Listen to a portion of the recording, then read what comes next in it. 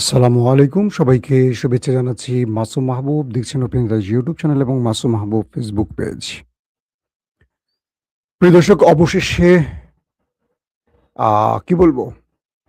Iran আমেরিকার সংকট, সমস্যা, আতঙ্ক দূর হতে যাচ্ছে। ডোনাল্ড ট্রাম্প তার ট্রুথ সোশ্যালে লিখেছেন, ইরান এবং আমেরিকার মধ্যে চুক্তিটি সম্পন্ন হয়েছে। ১৯ তারিখ এটি চূড়ান্তভাবে স্বাক্ষরিত হবে সুইজারল্যান্ডের জেনেভায়। কি বুঝলেন? শেষ দিন পর্যন্ত বা শেষ ঘন্টা পর্যন্ত ইসরায়েল চেষ্টা করেছিল এই শান্তি চুক্তিটি ব্যাহত করতে, বাধা দিতে বা ভেঙে দিতে। এবং ইসরায়েলের হাতে যতগুলো কার্ড ছিল প্রত্যেকটি কার্ড ব্যবহার করেছে। নাম্বার 1, আমেরিকা এবং ইরানের মধ্যে যখন যুদ্ধবিরতি চলছে, বারবারই ইসরায়েল লেবাননে হামলা করে ইরানকে ক্ষেপানোর চেষ্টা করেছে।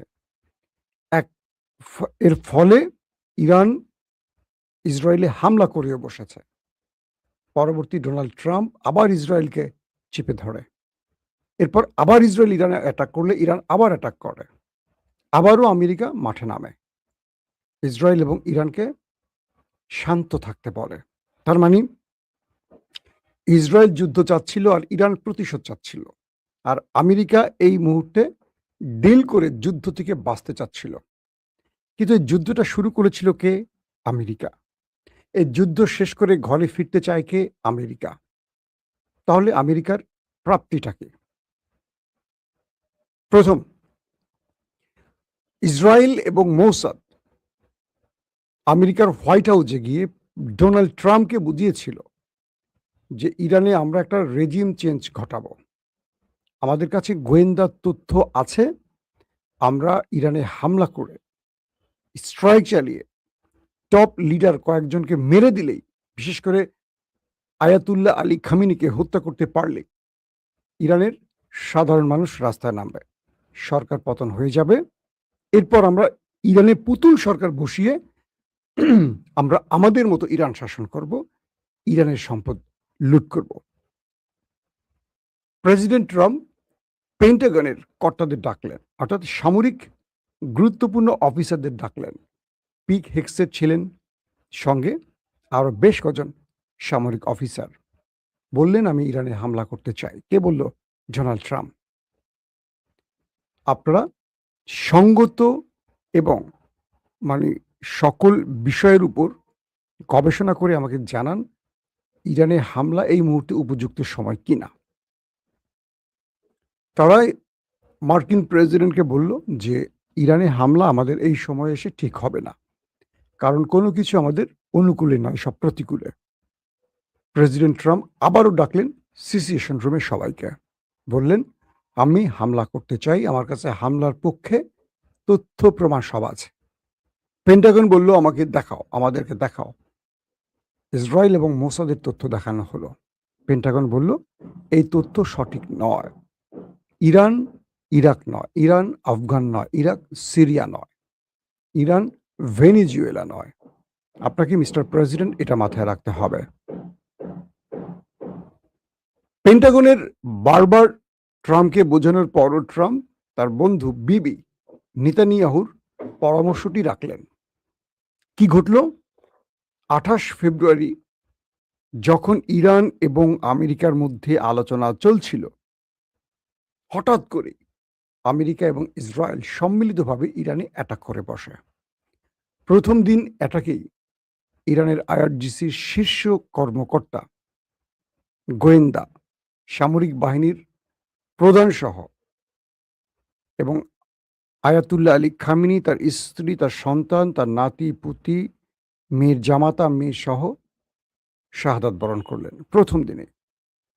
পুরো ইরান ক্ষেপে উঠল, জ্বলে উঠল, বিস্ফোরণ হলো ইরানের ভেতরে।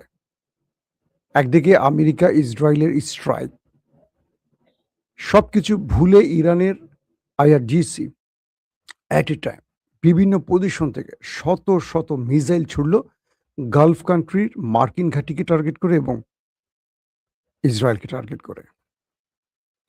এরপর আজকে পর্যন্ত ১০০ দিন অতিক্রম করলো। প্রত্যেকটি সিচুয়েশনে দেখা গেছে ট্রাম্প ইরানের কাছে ধরা খেয়েছিলেন। প্রতিদিন তিনি ট্রুথ সোশ্যালে তার বিজয়ের গল্প বলছিলেন, কিন্তু তিনি প্রতিদিন হেরে যাচ্ছিলেন। আজ এসে ট্রাম্প বুঝলেন যে ইরানি জাতি হেরে যাবার জাতি নয়। ৫-৬ হাজার বছরের এক ঐতিহ্য বা একটা ইতিহাস আছে এই জাতির। শেষ পর্যন্ত ৪০ দিনের মাথায় যুদ্ধবিরতিতে যুদ্ধবিরতির জন্য ডোনাল্ড ট্রাম্প কয়েকটি মুসলিম দেশের হাতে পায়ে ধরল। শেষ পর্যন্ত পাকিস্তানের মধ্যস্থতা নেপথ্যে তুরস্ক, মিশর আরো কয়েকটি দেশ ছিল। যুদ্ধবিরতি হয়। যুদ্ধবিরতির পর ডোনাল্ড ট্রাম্প ক্যালকুলেটর নিয়ে বসলেন। দেখলেন তার ঝুড়িতে পরাজয় ছাড়া কিছু নেই। প্রচুর মার্কিন সেনা নিহত, প্রচুর মার্কিন সামরিক অস্ত্র ধ্বংস, আকাশ প্রতিরক্ষা ধ্বংস, ধ্বংসক রাডার সিস্টেম ধ্বংস, প্রচুর এয়ারক্রাফট, অর্ধশত এয়ারক্রাফট শেষ। ডোনাল্ড ট্রাম্প হিসেব করে দেখলেন ট্রিলিয়ন ট্রিলিয়ন ডলারের ক্ষতি হয়ে গেল তার। বিজয় বা টার্গেট ১ ইঞ্চি ফুলফিল হলো না। কি কি টার্গেট ছিল এই যুদ্ধের? প্রথম, ইরানের আয়াতুল্লাহ আলী খামেনিকে সরানো। আয়াতুল্লাহ আলী খামেনি সরে গেলেন, মানে মারা গেলেন। তার স্থলাভিষিক্ত হলেন তার চেয়েও অ্যাগ্রেসিভ নেতা, তার ছেলে মুস্তাফা খামেনি। টার্গেট ছিল আইআরজিসির শীর্ষ অফিসারদের হত্যা করে দুর্বল করে ফেলতে আইআরজিসিকে। আইআরজিসি আরো স্ট্রং হয়েছে, অর্থাৎ আমেরিকাকে প্রতিশোধের যে অ্যাটাকগুলো করেছে, এতে করে আমেরিকা এইটুকু বুঝেছে ৪৭ বছর বা ৪০ বছরে আমেরিকা ইরান দ্বারা এত বড় আঘাত পায়নি, যেটি পেয়েছে মুস্তফা খামেনির শাসনামলে। ৩ নাম্বার, ইরানের পারমাণবিক ধ্বংস এবং মিসাইল প্রোগ্রাম ধ্বংস। এই দুটো কেন্দ্রকে টার্গেট করে শত শত নয়, হাজার হাজার মিসাইল মেরেছে ইসরায়েল আমেরিকা। সব ঠিক আছে, ইরানের মিসাইল ঠিক আছে, মিসাইল স্টোরেজ ঠিক আছে, প্রতিরক্ষা ব্যবস্থা ঠিক আছে, ইরানের নিউক্লিয়ার প্ল্যান বা সাইটগুলো ঠিক আছে। তার মানে একটি টার্গেট সম্পূর্ণ হয়নি আমেরিকার। অবশেষে আমেরিকা আবার কয়েক দফা ইরানে অ্যাটাক করলো যুদ্ধবিরতির মধ্যে আত্মরক্ষার নামে। ইরানও আত্মরক্ষার নামে আমেরিকার ঘাঁটিগুলোকে টার্গেট করলো। পাশাপাশি ইসরায়েলের সাথে আবার যুদ্ধ হলো, আবার থামলো। এরপর ডোনাল্ড ট্রাম্প এটুকু বুঝলেন ইরানকে বাগে আনতে হলে ইরানের শর্ত মানতে হবে। এই জাতিকে ভুলভাল বুঝিয়ে বা ভয় দেখিয়ে কথা মানানো যাবে না।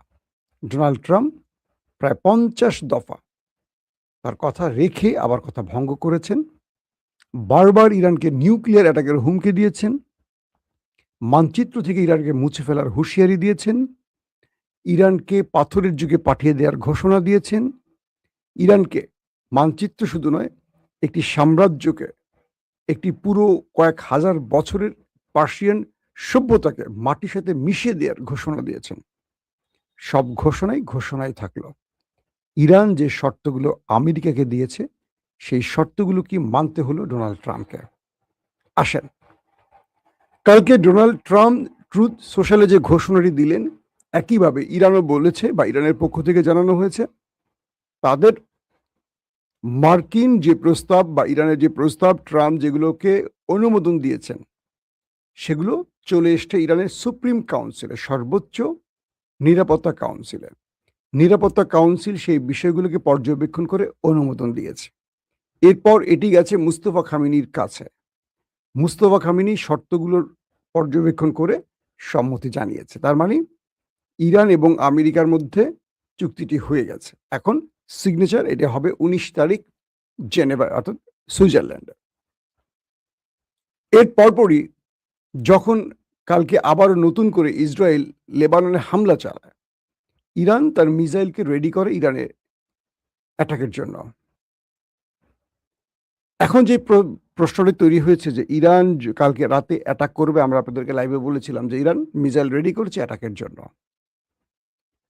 হঠাৎ ইরান অ্যাটাক করলো না কেন, এই প্রশ্নটি আসি এখন আপনাদের রানিং খবরে। এতক্ষণ যে বিষয়গুলো বললাম, পুরো নিউজের একটা পর্যবেক্ষণ তুলে ধরলাম এই যুদ্ধের, যাতে আপনারা এক বাক্যে পুরো বিষয়টা বুঝতে পারছেন। অনেকে হয়তো বলবেন মাসুম ভাই একই খবর দিচ্ছেন কেন?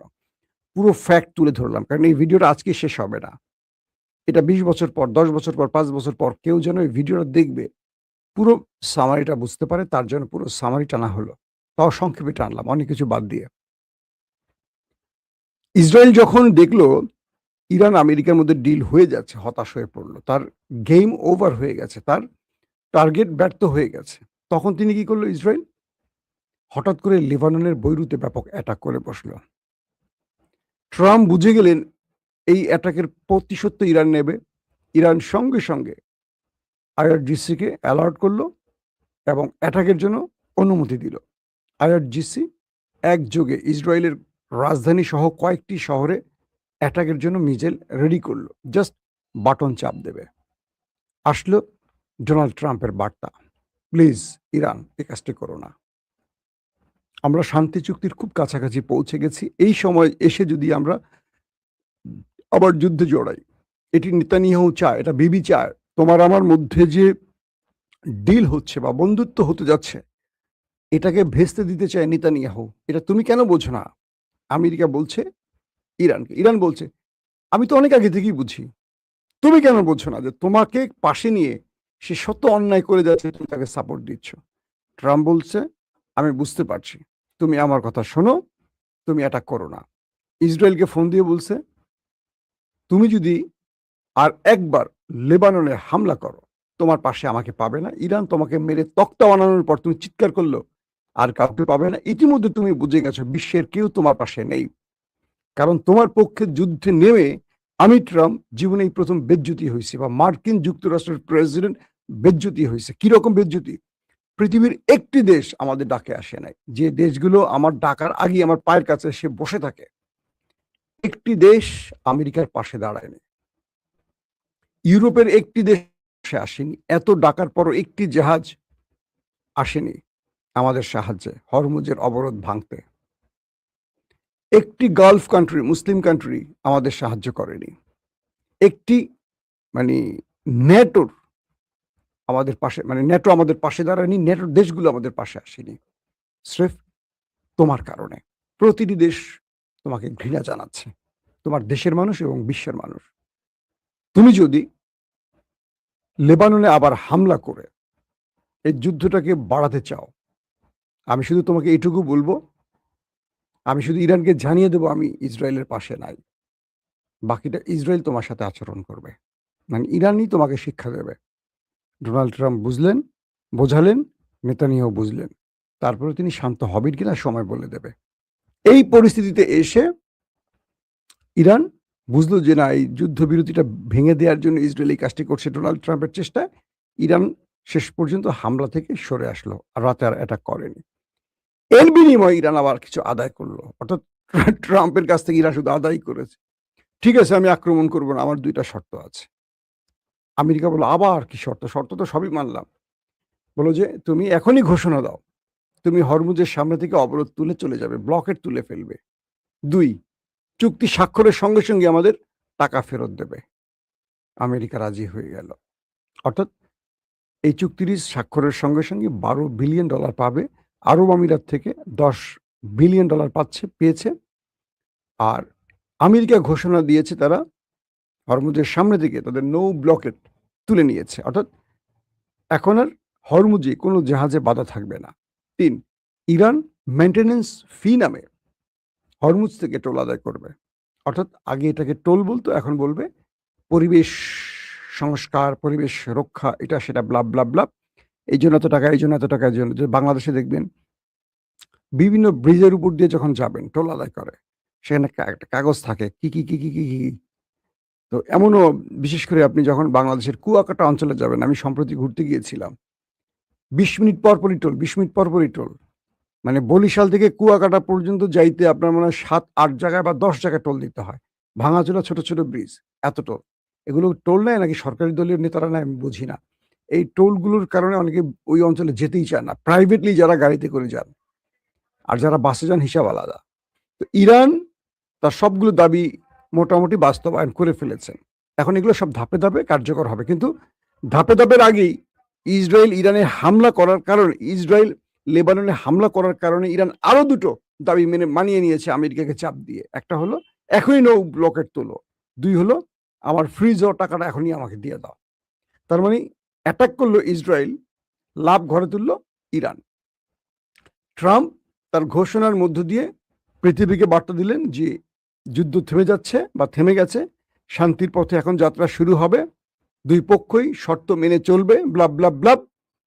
এবং ইসরায়েলকে মোটামুটি ধোলাই করেছেন এই আবার যেন যুদ্ধের কোনো উস্কানি না দেয় এজন্য। আর ইরান বলছে যে শর্তগুলো আমেরিকা মেনে চলার আশ্বাস দিয়েছে, যদি এর একটা ব্যত্যয় হয় আমাদের ট্রিগারে হাত থাকবে, আমরা যে কোনো সময় অ্যাটাক করে পাল্টা জবাব দেব। দর্শক, এই ভিডিওটি আর লম্বা করব না। তার মানে ১৯ তারিখ স্বাক্ষরিত হবে, ২ দেশের মধ্যে চুক্তি কনফার্ম হয়ে গেছে, এটা নিয়ে আর কোনো দ্বিমত নেই, যদি না কোনো মিস অ্যাডভেঞ্চার হয়। এই যুদ্ধে আমেরিকা কি পেল, ইসরায়েল কি পেল, ইরান কি পেল, এটা নিয়ে রাতে কথা বলতে চাই বা পরবর্তী ভিডিওতে কথা বলতে চাই। এই মুহূর্তে আমাদের কাছে সবচেয়ে বড় খবর হলো ইরান যে শর্তগুলো আমেরিকাকে দিয়েছে, প্রধান সব শর্তগুলি মোটামুটি আমেরিকা মেনে নিয়েছে এবং এই শর্ত মানার মধ্য দিয়ে ইরান প্রমাণ করেছে এই যুদ্ধে তারা বিজয়ী হয়েছে। আর শর্ত মেনে নিতে বাধ্য হয়ে আমেরিকা প্রমাণ করেছে তারা ইরানের কাছে ২০০০ কত এখন ২৬ না ২৫ বলেন, ২৬, আজকে তারিখ হলো ১৫ জুন মাসের ১৫ তারিখ, খেয়াল করবেন ২০২৬-এ আমেরিকার মতো একটি পরাশক্তিকে পরাজিত করে ইরান বিজয় লাভ করেছে। আল্লাহ হাফেজ।